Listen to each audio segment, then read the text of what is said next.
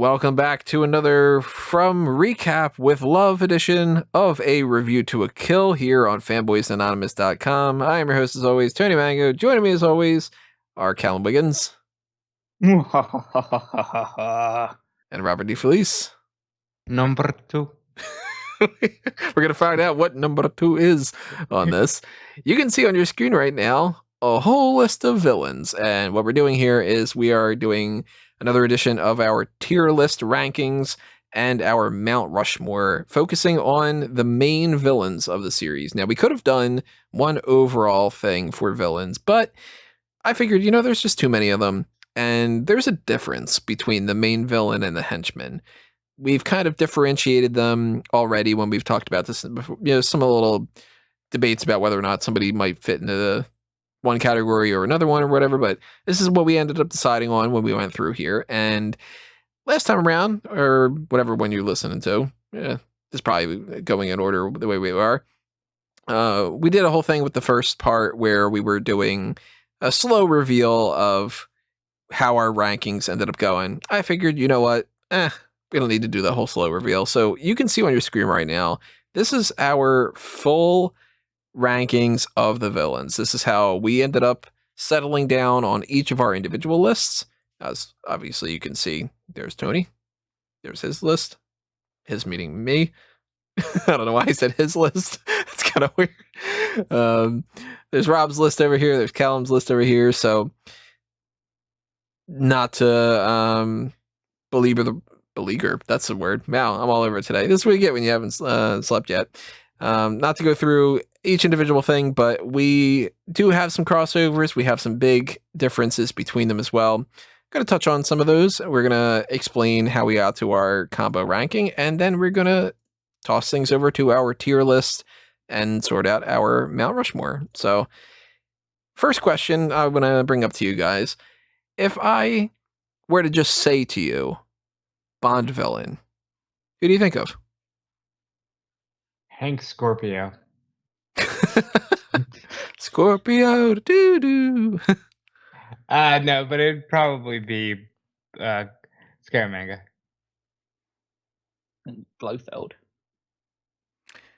Yeah, see, Blofeld comes to my mind immediately, but I also tend to think Alec Trevelyan, just because of the amount of times that I've seen GoldenEye far, far, far, far too many times to be able to count. And that's going to come into play when it comes to, we've got Blofeld all over the place here, and some high, some low, that sort of thing. Obviously, the ones that nobody would ever say that they would think of are going to be pretty low on the list. And, when you get to like a Dominic Green or Kristatos or something like that, then that kind of explains that. So going with our combo ranking here, we've got Blofeld at the very, very bottom here with Diamonds Are Forever. That's because Callum and I both have him at the absolute bottom. Rob's being a lot more generous to that Blofeld. I have no idea why. Make the argument for why that's not dead bottom. I believe that my argument at the time was still, it was Blofeld, and it's important because I still hadn't been aware that, all right, he's going to get dropped into a hole and not be seen again for almost 30 years. So I believe my main argument was, he's not that bad. And I like Diamonds. First of all, I like this movie, and that will never be as bad to me. He's terrible. All right, look, if you heard the other tier list we did, we know that Diamond is terrible, so I know where he's going. I mean, this Blofeld's, he's got clones, and all of them die bad deaths, except for the main one that doesn't even die. And you know why? Because you have the right pussy. Blofelds are forever, I guess. Charles Gray plays the role. He's already played a role as in You Only Live Twice. And man, no matter what, if somebody says Blofeld, as much as it's hey, picture a Bond villain. No, I picture Blofeld. I never picture this version of the character. The only thing he's got that I like is he's wearing the gray outfit, which The other ones doctor, do cool. too. Kristatos is one of those guys that, man, nobody ever remembers him because he is as forgettable as you can possibly get. Yeah. He's one below my last. Who's he again? It's a great question because I'm gonna Google it. He's from. I know he's from like. He's That's indicative. You both are like, which one? He was For Your Eyes Only. He was the one that was with BB Doll, and his plot was to wait until 3/4 of the way through the movie and be like, haha, I've been the bad guy. And it's like, well, you are one of the most established actors. So yeah, makes sense. He doesn't even have the good grace to be killed by Bond. No, Columbo kills him. And he's just stealing a machine, which is like, it's done more interestingly in For Your Eyes Only, or From Russia with Love. And the whole like, oh, I'm going to steal something and sell it to the Russians or to do a bidding war or whatever. It's just, man, no. There was a better villain in For Your Eyes Only, and it was Blofeld, but he has his greatest scene ever in the opening of the movie. Well, we don't have him listed down here for a main villain for that one because he's technically not Blofeld in there. He's man in wheelchair because they got the trademark issues and everything. Now, Dominic Green's very, very low, third from the bottom. Green is a meek chipmunk of a villain, essentially. I don't mind him in some ways, but in the same fashion, he just sucks. Yeah. Yeah, don't know what you want to. There you go. He sucks. Cody. Move on. Are we going for each one of these ones again? It's just like not so much. I'm just going to establish like a baseline, because I think that we kind of jump into certain ranges with these. These three, I think, are the ones that are like, yeah, wow, they suck. Dr. No, I don't say so much flat out sucks. It's just that, man, everybody is better than him for the most part. You know what I mean? Because the guy's got, the claw hands and whatever, and he's just, it's a weird thing. Yeah. He's on my bottom just because like that movie to me, it didn't leave me with any lasting memories, but maybe with another rewatch, he wouldn't be at the total bottom. It's just a typical Bond villain in the sense that he thinks that he's way more intelligent than Bond is, so he can outsmart him and outwit him into doing stuff and like fall into my trap, Mr. Bond, that sort of thing. And yeah, with that, in that case, he's like sets the benchmark for what the super intelligent, smarmy Bond villain is that will be in like pretty easily thwarted by what Bond does. He's got some of the traits as well that are like, most Bond villains have some sort of deformity or something that makes them stand out, but then they kind of apply that more to the henchmen and everything too. So, it's just one of those kind of deals. But we've got some other people here and there. Like, it's kind of hard to keep Drax and Stromberg too far from each other because they're basically the same character. And then you've got like General Orlov is just a military general. There's nothing too crazy going on with his scheme. Kamal Khan, nobody's going to name Kamal Khan as their favorite Bond villain. Nope. The Blofelds are interesting to track, though, and we're going to dive more into that when we start ranking them in the tier list things. But how would you guys say you kind of look at these and say, I don't know, like where would you kind of break them up? Because to me, I look at this as like kind of top tier is this group. And then you've got like kind of like B tier with Rosa Klebb in there. Maybe like C tier Then we start getting into Ds and everything. Kind of in the same range? Or do you think there's I'd like a say so. definitive split between anything?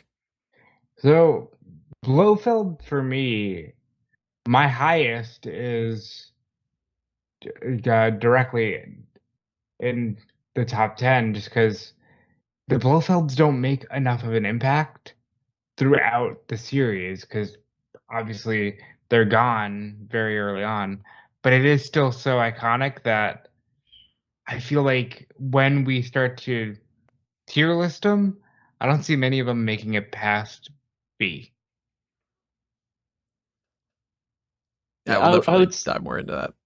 Yeah, I mean, I would say that the legacy of Blofeld is obviously very strong, and he is a thread which connects so many Bond movies, and like everyone, like I say, like that's a name that loads of people would think of when they first think of a Bond villain. But I just think that pretty much all of his portrayals on the screen just leave something to be desired. Like Yeah. I just feel like the name Blofeld means more than what we actually see of him. And the ones that like you've got ranked higher are the ones where you don't even see him at all. Yep. Because those are the best iterations of Blofeld, when he's just literally the voice. I have a disagreement with that because I think that the one on Her Majesty's Secret Service is actually is a pretty good actor and a very like good performance. So I don't know, man. He's not wearing a dress. But he is missing his earlobes. Yeah, and I just feel like Blofeld, as I say, Blofeld as a name and as an actual character within the Bond, like the Bond universe, if you want to call it like that, it has more impact just because as a reputation, or it's like, okay, that's just the name that we give to the person who's head of the organization and therefore in charge of all the other villains, rather than, so that's what makes him impressive more than him actually being impressive on screen. So we, sorry, we're going to break these down. Obviously, this is how we got our, oh man, somebody stabbed me with one of those poison. Yeah, Jesus, Tony. Thanks, yeah. This is how we got our rankings in order, our mathematical ranking things, but things play out a little bit differently when we get to the tier list. So we might see a group of this many, we're not going to, but like that many might be in the top 2 tiers, for instance. Maybe not. So let's hop on over there, and I'm going to say, why don't we start with this? I'm going to actually switch something up a little bit here. Make an argument if you disagree with me. I'm saying we do this. Blofeld as an all-encompassing character, not an individual thing, goes S tier. Each individual one gets another ranking. Huh. Because Blofeld is literally the Bond villain. Yeah. I mean, yeah. Now, like, I would make a case. Again, I just feel like we're doing that. With Love does. But I just feel like we're doing that reputation, and it's just a case of like, well, Blofeld's S tier in the same way that, well, not in the exact same way, but the same way that like Money, Penny, and Q would be top tier allies because, well, they're in more movies than all the other ones. Right, and even if like Lois Maxwell just isn't even in the same room with Sean Connery, it's like, well, that's still an S tier ally. It's a legacy S tier for sure. Yeah. So yeah, I'm fine with it being there, but it's just a case of, and both will probably go on the Mount Rushmore as like an overarching character at the end of it as well, unless we were to do like a particular, if we're limiting that to a particular type of Blofeld or a particular version of Blofeld. But yeah, I feel like it's fine putting him there for now. How about we do this? How about we try to set the pace for where we go with these? And then that can kind of define some of the tiers, essentially. Like, I think Blofeld, Diamonds Are Forever, that's F tier. I think it's terrible. Well, yeah. Yeah, I'm fine putting him there. Yeah. It's an F tier. I think You Only Live Twice is probably the one that we would all say is the second least. And then that one, I'd put him in F tier as well. I'd go more E tier. I don't think he's any worse than. I don't think he's any worse than the other guy. I think that. Well, no, yeah, I don't think. Yeah, I don't think he's any worse, but I don't think he's definitively better than the one in Diamonds Are Forever as well. He's more campy, but this one is just so feeble and completely unthreatening. How are you in charge of conversations? Like somebody just needs to slap you in the face and you'll be done, essentially. I think he's got a better plot, and I think that he's got the scar, which is more interesting. So I'd go E tier. Rob, you thinking more E, more F? I'd say E.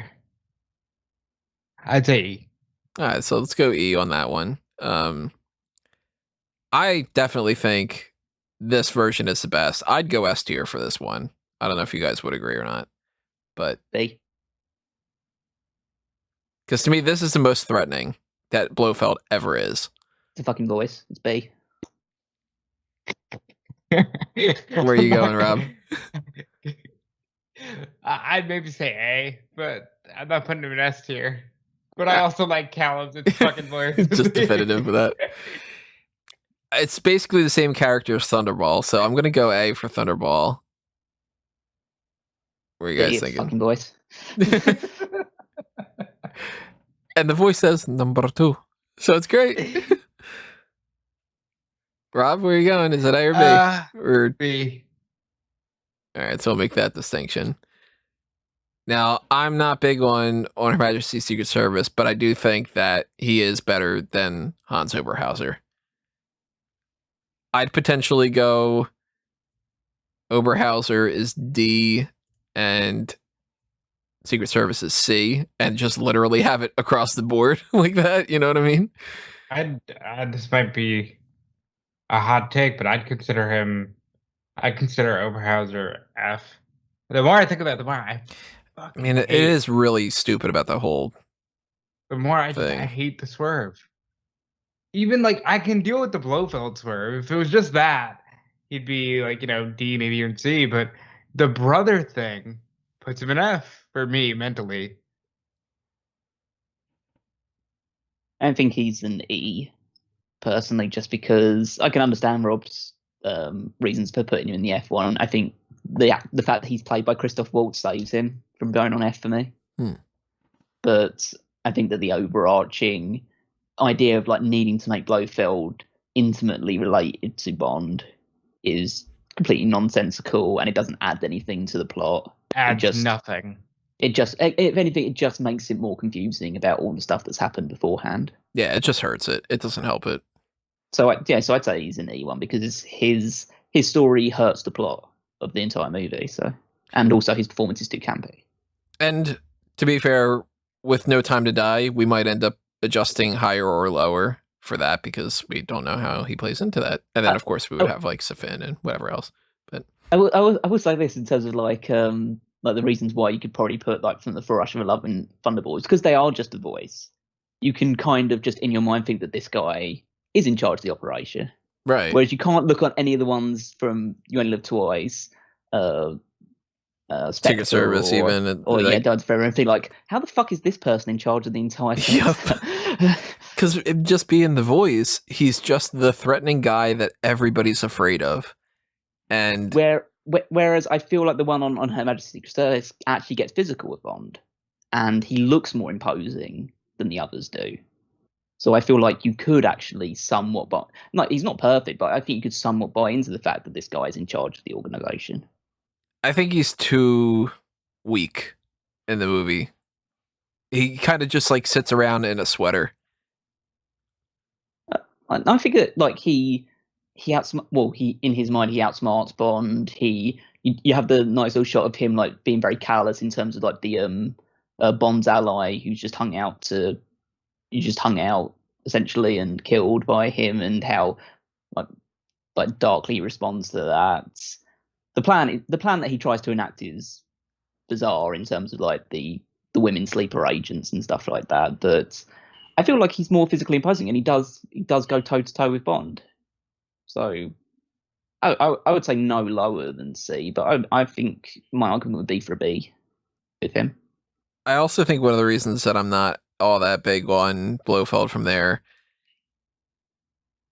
like, he gets more physical than in some ways and all that, but a big problem with it, just kind of in the same sense as like the Oberhauser problem. This Blofeld just saw Bond in the last movie, and they just completely ignore it. And it's not necessarily like, Telly Savalas' fault or anything, but it's like, that's a big issue,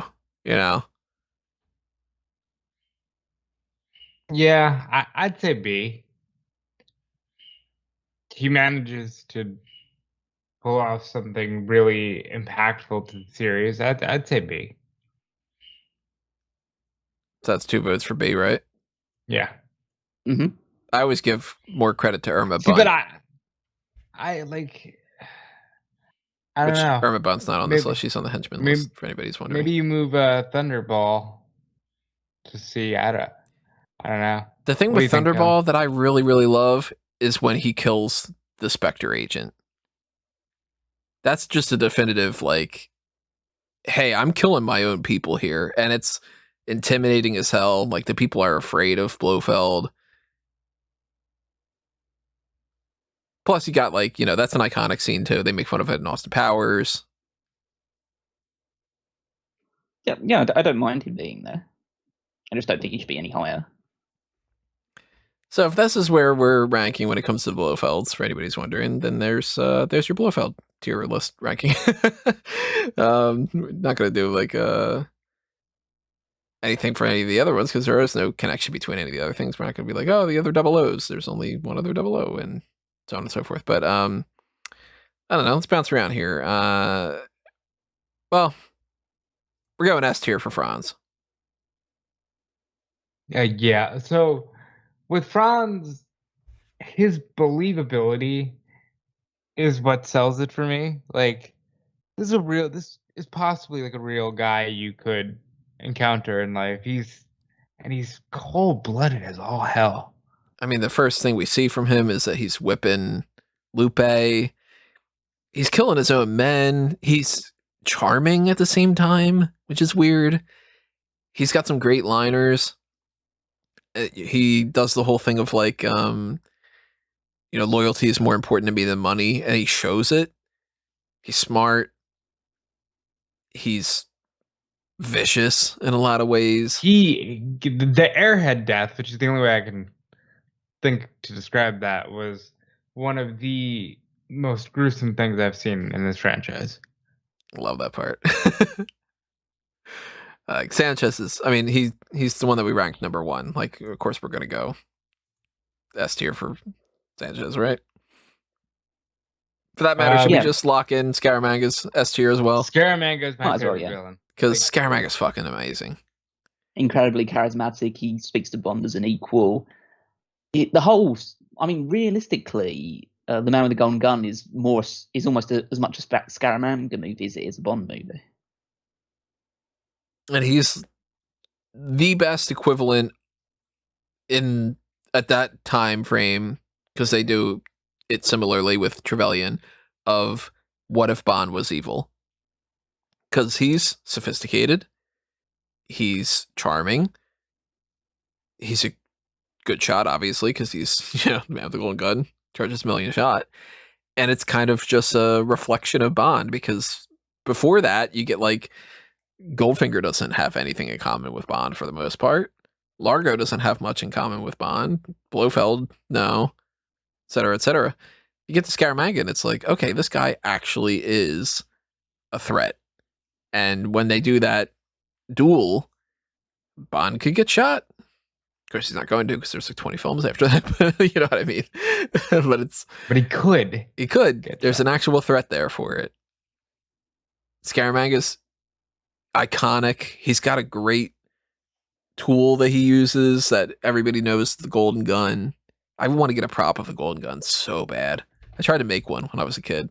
I actually got like a cufflink and a pen and a pack of cigarettes and a lighter and tried to make like a version of it. And it was it's absolute trash, of course.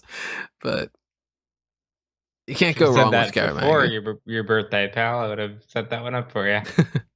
I think that they're like hundreds and hundreds and hundreds of dollars to get those replicas. But yeah, I just saw on the 007 store, Scaramanga's 24-carat golden gun prop replica, numbered edition, is £850. So I guess that's probably just over $1,000. yeah, probably around $1,000. Oh, we're getting a homemade one from Etsy, kids. We're not breaking the bank on golden gun replica. Somebody just does like the 3D printing or something. Yeah. Yep. Some gold spray paint, So I don't know if anything else would necessarily go S tier. I mean, there's a case for a couple of them potentially. There's definitely some A tiers in the mix here. Anybody that stands out as another F tier? Do we go with Dr. No? Do we go with Kristatos? Do we go with Green? Is F tier. I'd be cool with Kristatos in F tier. At the very highest, he's E tier. Yeah. But I'd lean more towards F. I think if you said name every Bond villain and you gave people all the time in the world, they would not come up with Kristatos unless they were like a fan of this franchise like I am. But people would name Goldfinger. People would name... They might say the type of thing where they'd be like, wasn't Christopher Walken one of them? Even if they didn't know Max Zorin. Nobody's going to bring up Kristatos. True, but I like the swerve aspects of the character because it's not something we've seen too much of in the Bond movies up to this point, of like the main villain supposedly being an ally of Bond at the start of the movie and then reverting into it. Even if he himself as a character is not particularly memorable, the actual process of him becoming the main villain is something that I felt was unique for the franchise at the time. I think the distinction to make between there is with Elektra, because Elektra, to me, you put them side by side, and she is just like doop doop doop doop, potentially there. You know what I mean? Oh yeah. I'd say that like she does. She's definitely a lot higher in the rankings in that regard. So she does it a lot better than he does. But that's my argument as to why he would be an E rather than an F. All right, I'll go with E. All right, so because when you talk about F and E, if you talk about F and E, it's Dominic Green. Yeah, fuck him. I'm not a fan of Green.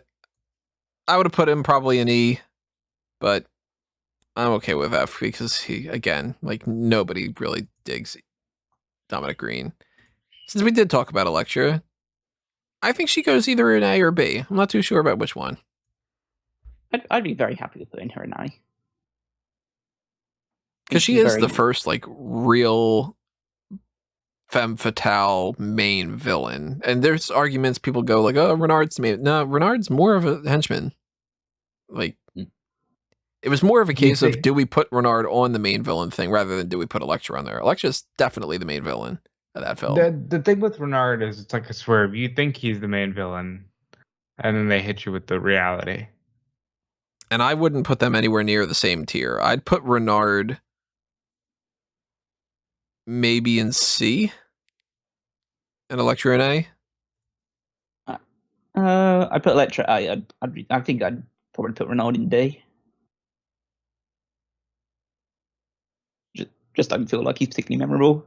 I'd put Elektra in A. And Renard probably B, just because that movie was really good. So I think everybody associated with it is pretty high. So we got definitely A, Elektra, and I can't make a joke with Renard. Wait, hang on a second. You said you put him in C. I've said put him in D, and Rob said put him in B. C. Oh, I thought you said B.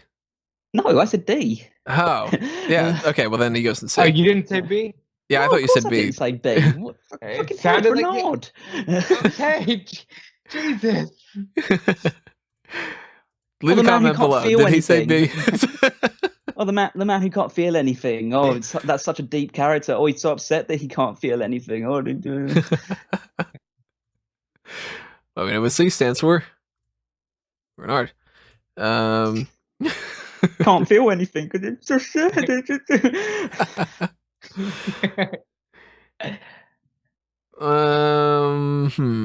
do we go? Gustav Graves, man. He's an interesting one.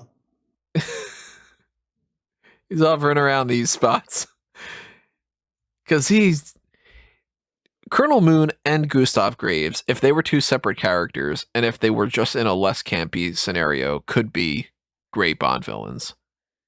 Combined, and in that movie, shit. He had a powerful suit, though, didn't he? Like, the opening of the movie, Colonel Moon, there's nothing wrong with Colonel Moon. He is fun. He's kicking the therapist inside the boxing bag? What do you call that thing? Punching bag. Punch bag, yeah. Yeah. And does the whole, give me a therapist and whatever like that. He's got a good plan when it comes to, I've got these hovercrafts that are going to go over the minefield and whatever. But once you get into Gustav Graves, at first it's just like, oh, he's douchey Bond. That's kind of fun. And the fucker starts wearing the Iron Man outfit and all that. And he turns into a completely different character. There's no through line between Graves and Moon to where you could go, oh, I see. He actually is the same guy. He just acts like a different character entirely. It's as if Toby Stevens did not see the Colonel Moon character when he was performing his role. And he's got shitty lines too. Oh, look, parachutes for the both of us.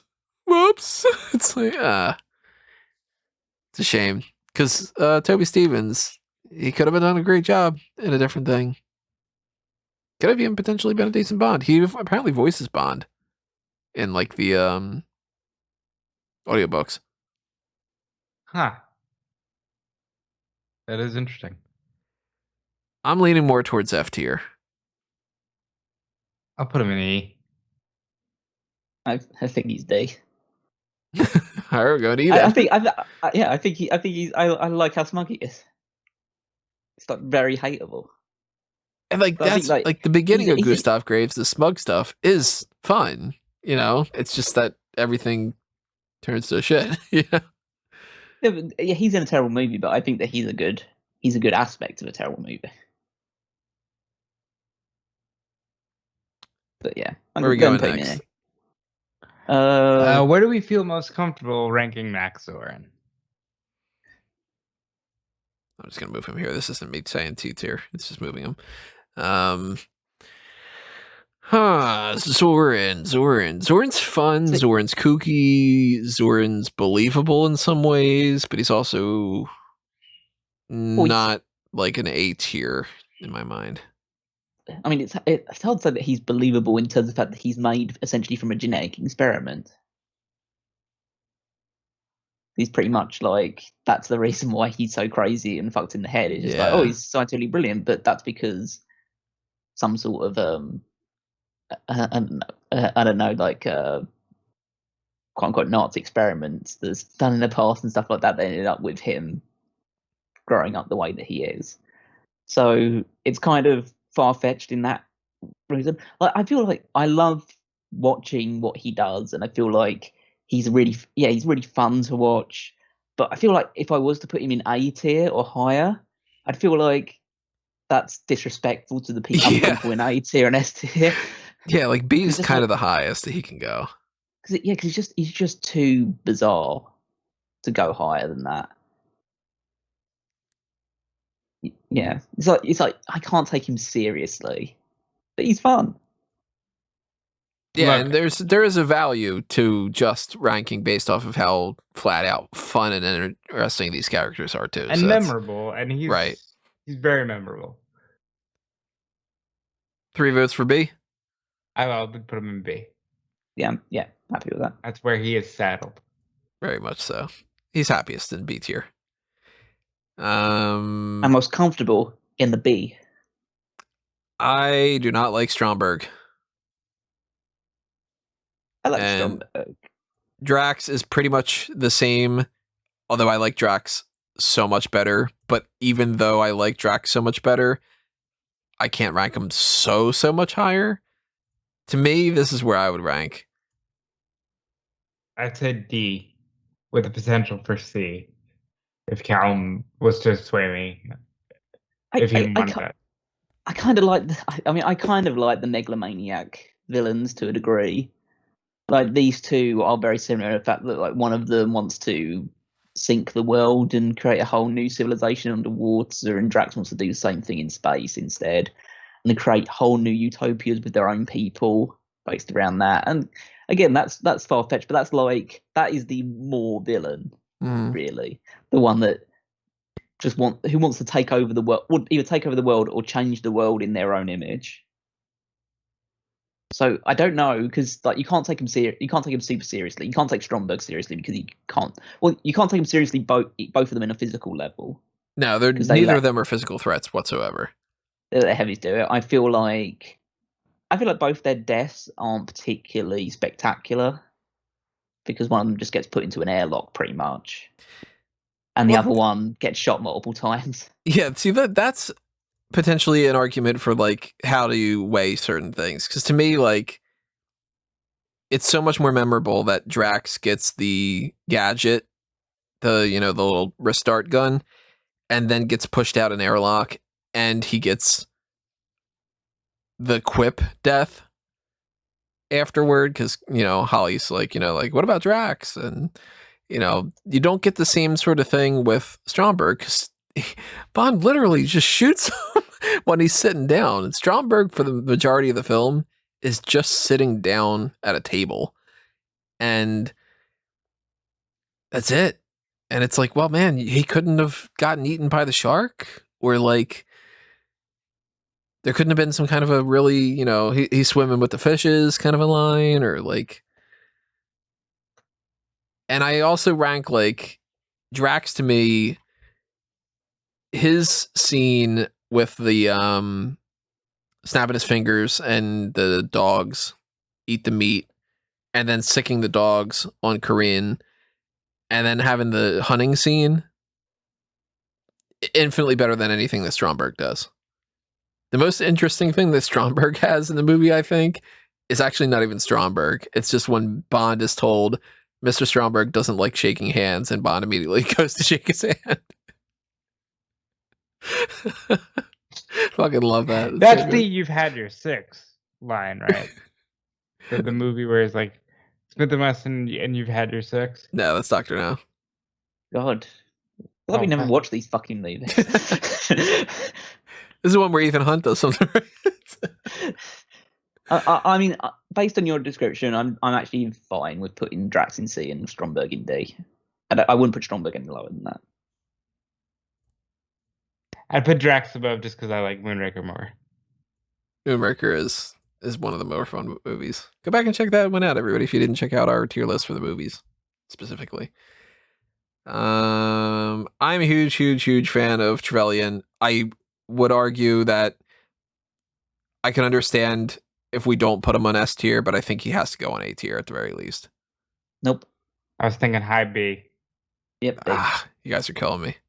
Well, it's just, I think that he has so much potential as a character, and they don't explore the actual relationship between him and Bond beyond just that little scene at the beginning. He supposedly dies, and then he comes back, and he's a villain. And they don't really touch upon why they were close, or how they got on, or anything along those lines.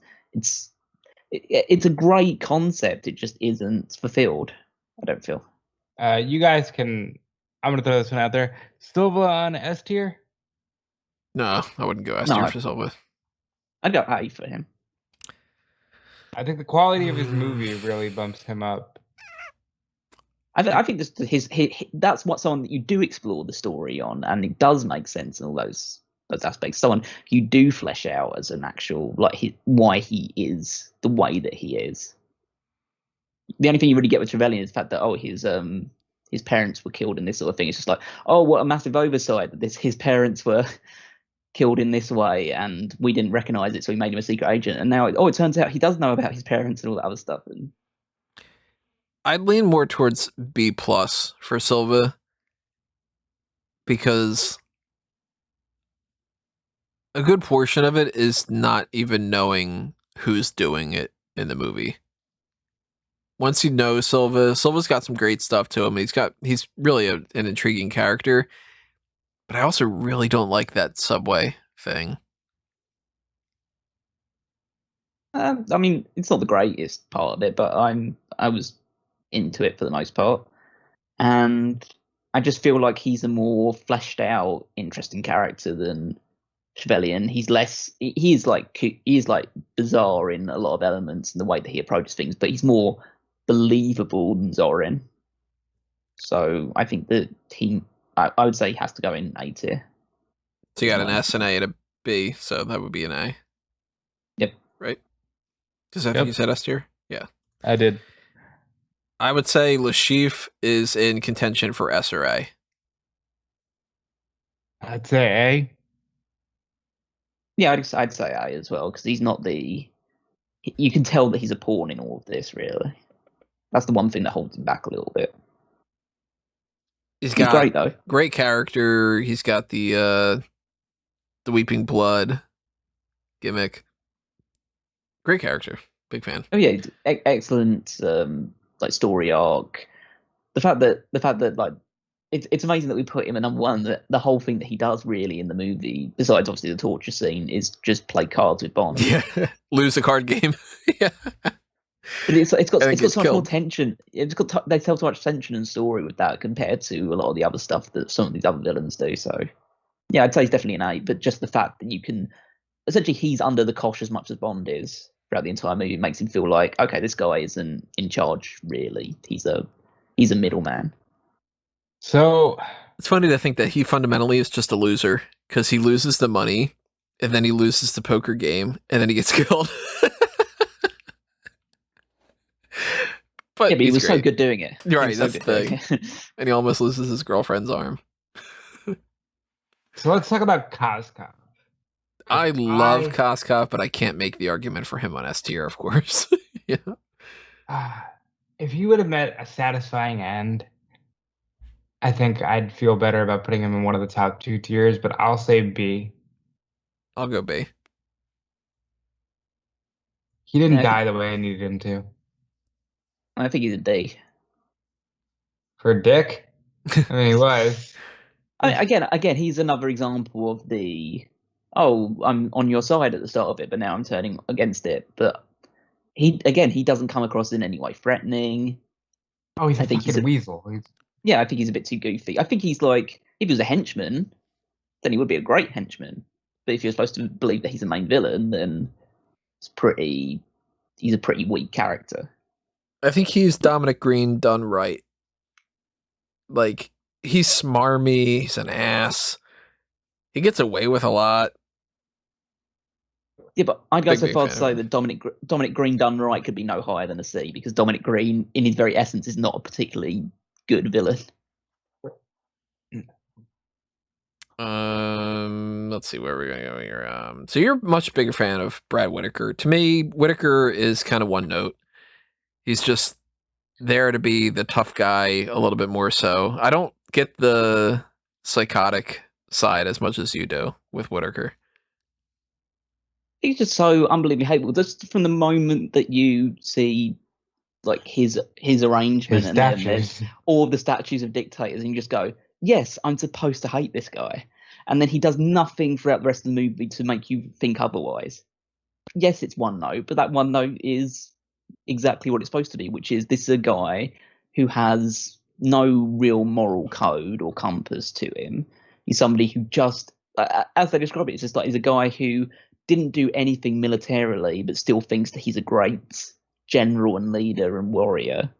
And he's just spending the rest of his entire life trying to prove that to whoever will listen. Good representation of like an egotistical American kind of, you know what I mean? But really, like, he's like, this is how I would have done the battle of whatever. I forget which one it was, Antietam or something. I mean, he's just completely warped and thinks I know best, and I put him in B right alongside Koskov. It's one of the best parts of Living Daylights. The Living Daylights to me is when he goes face to face with Bond, and Bond just basically tells him all this stuff about him, which makes it seem like he's not really, he's not who he claims to be or anything like that. And he's side note, just real quick, notice the ones that really stick in the memory, and like you can go, oh, that was Living Daylights, because Living Daylights was a pretty decent film. Huge fan, one of my favorites. Well, Whitaker was good. It's like I remember him. I mean, like if we were doing our, we already did our whole thing with like the movie rankings. Living Daylights ranks higher as a movie to me than Brad Whitaker does as a villain, kind of a thing. But if you got 2 votes for B tier, that's 2 votes for B tier. I would lean more towards D for Whitaker myself, for anybody who's wondering. Carver's an A and potentially an S if I'm personally ranking. I love Elliot Carver. I don't know if I'd go to A. I'd go more B for Carver. I think he's got a lot of upsides to him, but I think he's kind of on par with Zorin. What do you think, Cal? A, because I feel like he's a megalomaniac like Drax and Stromberg, and yeah, he isn't a physical threat himself, but his megalomania is set in something which you could actually like buy into and be somewhat realistic in terms of he's just trying to take over the world through media, which is something that you could actually, it's so scarily real that you can imagine it happening in the next 10 years or so with somebody. That's another thing too, the way that when we watched that film, it's just like, I texted Tony, my God, this looks like it could happen now. As if you don't want to just admit it has happened. I mean, it has, but not to that extent yet. Kamal Khan, weak. D. I'd go D. For that matter, I'd put Orlov there as well. I'd go C for Orlov, but if you're gonna call Whitaker one note, then fucking hell, man. But this guy's got all these tank divisions. You just like the way he says that. I fucking love that. That's great. I could see him being D tier. Yeah, he is so fun when it comes to that, though. I don't think they're like awful, but it's just a case of they don't live long in the memory. I mean, Khan's one is just like, it's so bizarre because it almost feels like, because he's there, but it almost feels like Octopussy just doesn't have a villain almost. Yeah, because it's almost like it should just be Octopussy, but then she's the Bond girl, so that it ends up just being like, all right, well, I don't know, this twerp kind of thing. Like, yeah. The guy's just like, Octopussy. It's like Octopussy and Magda are just like, you thought, well, one of them must be a villain at the end of it, but they're not. It's just like they're all on the same side. It's like all against this one guy who doesn't really pose any sort of physical threat whatsoever. Yeah, it's how high are we ranking Klebb? I think Klebb is A tier. I love Rosa Klebb. I think easy A. Discussion for Emma Stoneville. Is she gonna ruin her like she did Cruella? Didn't see Cruella, but if we get Klebb, I've seen it over. But again, this is a massive just side note, just to get my point up here, because it is on Fanboys, so I thought I might as well get my opinion up here. Why do Disney villains need to have a backstory which makes them feel more like whole? Why can't Cruella just be fucking awful and hateable, and that's the point of it? Because it's 2021. Why does she need to have like an interesting backstory where she's not really the major villain that we all think she is, or she's not super bad, or she's got another villain that we got going against it? Why does Maleficent need to be the good person in the thing? Disney films work because there's a bad guy and there's a good guy. Mm-hmm. I don't care who the fucking bad guy had a bad childhood or something like that, or was forced to do things they didn't want to do. I just want to know they're bad and this person's good, and I'm rooting for the good guy, and I want to see the bad guy get defeated. That's all. You know what it is? Things more fucking complicated. The Harley Quinnism of it all. Everybody wants to be, I'm the good person, but the bad person's interesting, so can't we make the bad person good? And it's like, well, no, because then they're not bad anymore. And I think there's a lot of that just in general. It's 2021. Like, hey, well, let's explore what this could be. But I also want to clip what Callum just said there and apply it to so much for the smart out moment side of things. It's the Good shades guy, of grey. bad guy. That's it. Like, Everyone has a shades of grey. yeah, that's so annoying. People are good and bad, and you know that even if we all understand the complexities, no, like we view it one way. Cody Rhodes is directing every single Disney prequel. That's right. If you're interested in that kind of talk, go to smartgummoment.com. Check it out. We do plenty of that. Obviously, that's the whole focus because it's a pro wrestling website. But yeah, But Rosa Klebb side of things, though, like she talk about presence. It's the second film, and the main villain is this frail, old, tiny Russian woman. Because she's ruthless and it works. Yeah, she's like a badger. Like, obviously, she doesn't put up a fight against Bond in the same kind of way as like Trevelyan does or something like that. But like, fundamentally, she sets up what could have been a disastrous plan with this whole thing with Spectre. And she's just a bold kind of character. She really kind of commands the screen every time that she's on there. Absolutely love Rosa Klebb. Definitely A tier for me. I'm fine with that. Yeah. I'd go A tier for Goldfinger. I think you have to. He's just kind of too iconic not to, right? It's almost like how Blofeld is Legacy S. You gotta put Blofeld, you gotta put Goldfinger high just for the legacy of it. I'd make the argument he's not S tier because it is kind of like, I don't know, he's like just this non-physical threat, and it is weird that he just kills all the people in the whole scene and everything, but like, well, did you expect them to talk? No, I expected them to die, but yeah, he's an A tier. Yeah, I'd go along with that as well. So we're down to Largo, Dr. No, and Mr. Big. And Dr. No to me is D, maybe E. See, I think Dr. No's C, because I think he really sets the tone for this.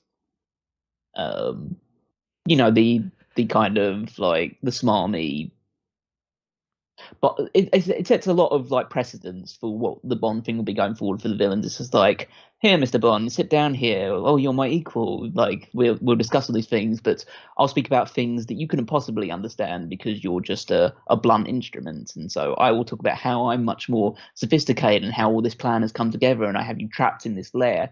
Oh, and then I'll explain every single aspect of my entire scheme to you before you easily dispose of my henchmen and infiltrate my base, battle me, and then I die because of something that's wrong with me as opposed to anything else. A lot of those precedents are set with everything that Dr. No stands for. And you can kind of see, I think you can kind of see elements of who Dr. No is in pretty much every single villain moving forward. Some of them doing better than Dr. No, obviously. But I feel like there's a lot of his influence in pretty much every villain going forward. And if that is the middle tier, he is kind of middle of the road when it comes to that. I agree. I'd go C. I'll allow it. I'd go C for Largo. I know that Callum's higher on Largo, but Largo to me is not that much. Really, there's not too much going on for him. He's almost just kind of like a mob boss. I'm fine with putting him in C. Like my argument would be for a B, but I can understand putting him in the C1. It's not really a hill that I'm willing to die on in that regard. And I'd also I'd agree with the C for Largo, and I'd put Kananga there as well. I'd lean a little bit more towards B for Kananga. Yeah, I'm a big fan of Kananga just because I feel like he has he has a lot of charisma and personality. And he's got the whole like, hey, I want to be buds with Bond kind of thing. Scaramanga does it better, but like Kananga's got this interesting duality to him, even though it really is just kind of, a shitty face thing. That's like, you're not really fooling anybody. Yeah, but I still think he's just so. He's fun. He's a larger than life personality, And his death is iconic, even though it is like bizarre It's as the all hell. best. Fucking blowing up like that. Yeah. So, if we're locking these in, we got to move over to the Mount Rushmore, and this Blofeld is even more very difficult important. than it comes to the movies, because the movies, for anybody who's checked that out, we pretty much had 2, if not 3, as like, all right, we're going with these. And then with this, there's definitely some that we can clearly rule out. Like, we are not going any of these for Mount Rushmore. Not a chance. Most likely not any of these. So if we narrow it down essentially to these, I'm thinking Blofeld's got to be one of the spots. Yeah, he's like. If you go with an all-encompassing character, then yeah. Yeah, as an all-encompassing character, I think that's the case. And then if you had to lean more towards one specific one, it's the one from With Love. Then it's kind of tough, because I think Scaramanga is worth it. Oh, Scaramanga's absolutely Yeah. in the Mount Rushmore. The best.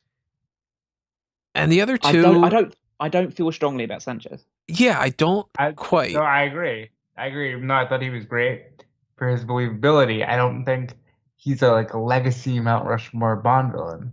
Yeah, because not many people, if you say name the Bond villains, will say Franz Sanchez.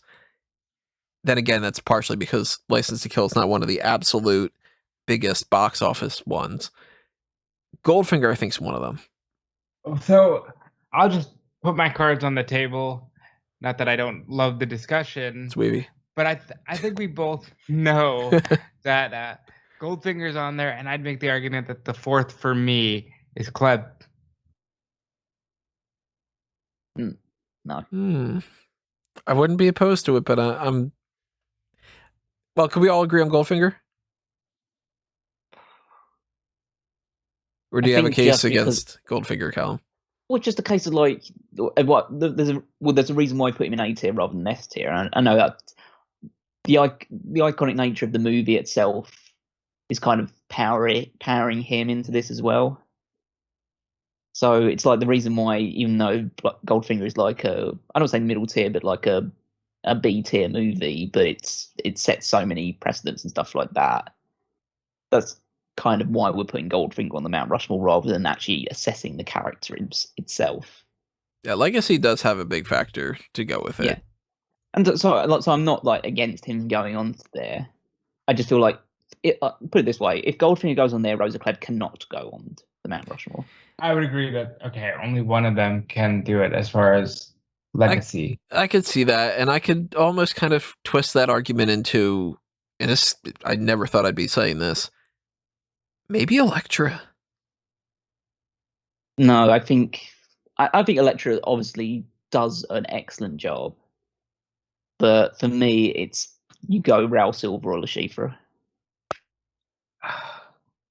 as the other one, because I just feel like you need to have a Craig movie villain in there, because the Craig movies have so much more depth than a lot of the other movies in there, and these two villains, they have so much more story surrounding them than some of the other ones. Because Rose, even though I know I went on that little rant about the Disney villains and stuff like that, but Rosa Klebb's basically story is that she is Russian, she is evil.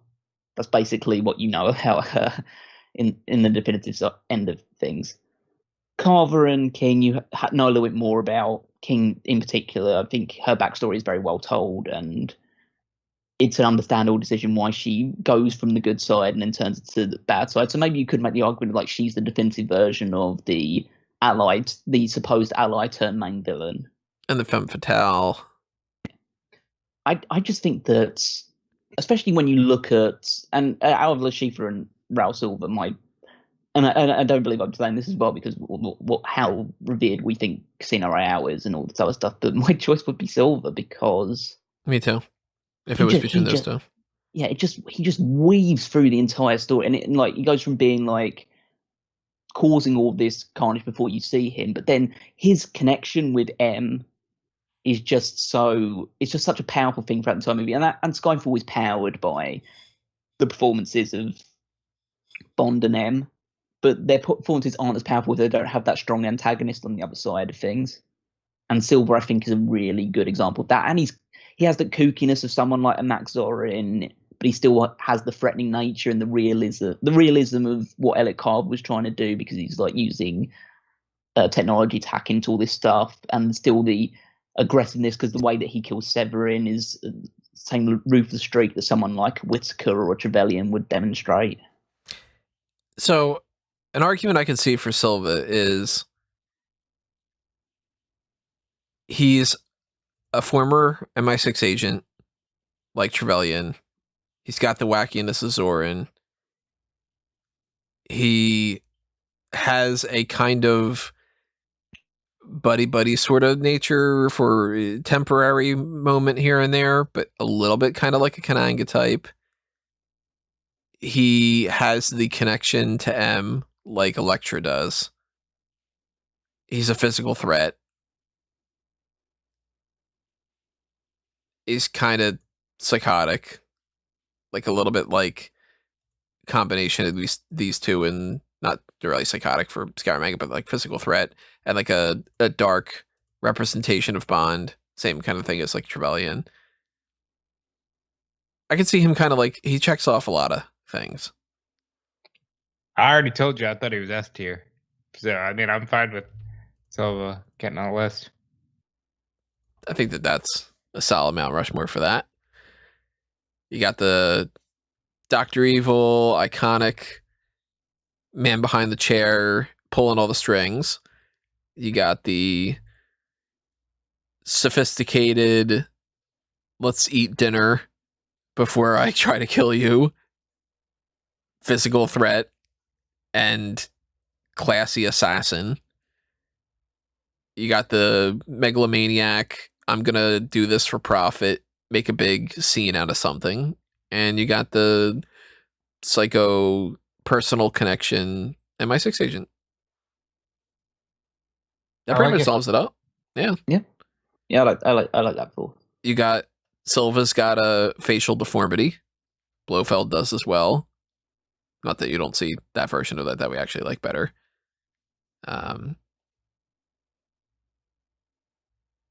You got the weak physical threat covered with that one. Technically you do with Blofeld as well, but yeah, I think that pretty much covers everything. The only thing that it really kind of doesn't cover is military general. But none of the military generals are main villains strong enough for that, because there's like Orlov and all that, but they're henchmen. So yeah, there you go. There's Mount Rushmore. Mount Rushmore. I'm of very Bond villains. satisfied with that. I like that too. I think it's a stamp of approval. But we need your stamp of approval, so you better leave those comments. Yeah, tell us if you disagree or you agree. Tell us where you would rank everybody that's on this list. If you think that, Orlov should go up to S tier, I wouldn't make that argument, despite the fact that I like him. But, whatever the case may if be. If he had died a gruesome death, man, he could have been moved up for me. If he would have gotten trampled by all those tank divisions, crossing over into Czechoslovakia, and what's wrong with you? It's just so fun. I love it. I don't know why the hell they did that take and then didn't say like, okay, well now do the real one. You know what I mean? It's so over the top and stupid. But drop your comments, tell us your thoughts. While you're doing that, hit the like button, hit the share button, subscribe to the channel if you haven't done that already, ring that little notification bell, hit the applause button if you want to help us out on the tip side of things. Join our members only platform on YouTube, which is the same thing as the Patreon. Any dollar goes a long way in supporting us and keeping the lights on here. You could also do the Pick Your Poison tier if you want us to get deeper into certain things. Maybe by the end of this, you go, man, you know what? It would have been fun if they would have done a tier list based off of whatever it might be. I don't know. We're covering a lot of things here, but maybe you do want a tier list of some other kind of supplemental thing or something like that. Then Pick Your Poison tier. That gives you the option to do that. But if you are just following this series or you're following other things, follow all the stuff on Fanboys Anonymous. And if you're interested in the pro wrestling stuff, follow smarkoutmoment.com and everything that's happening over there. Of course, hit the like button, share button, subscribe to that YouTube channel, etc., Facebook and Twitter. Follow what we've got on our personal accounts. I'm at Tony Mango all over the place. Callum is at Wigmeister14. Yep, check me out there on Twitter and check out snarkamoment.com, all of the articles on there, and the Smack Talk podcast, of course, as well, for all wrestling related stuff. And yep, that's it from me. And you can follow me on Twitter, Instagram, and everything else at DudeFelice. And if you like pro wrestling, I'm always talking a lot about that. So just check it all out. And I thank you for your support. All right, everybody. So we are, at least the way that we're recording this, I might release it differently, but more than likely I'll just probably release it in this order. We had done the tier list ranking for the films. We've got villains down. Whatever the next one ends up being, more than likely it's probably going to be the Henchman, but you can bounce around. You can click on whichever one you want to. Eventually, we're going to get to the point where we're going to have all of these up: the Henchmen, the girls, the allies, the theme songs. We're going to talk about opening sequences. We're going to talk about gadgets. Lots of tier lists coming your way from Recap with Love. And the next episode of A Review to a Kill will return with whatever the next one is. So see you there, everybody.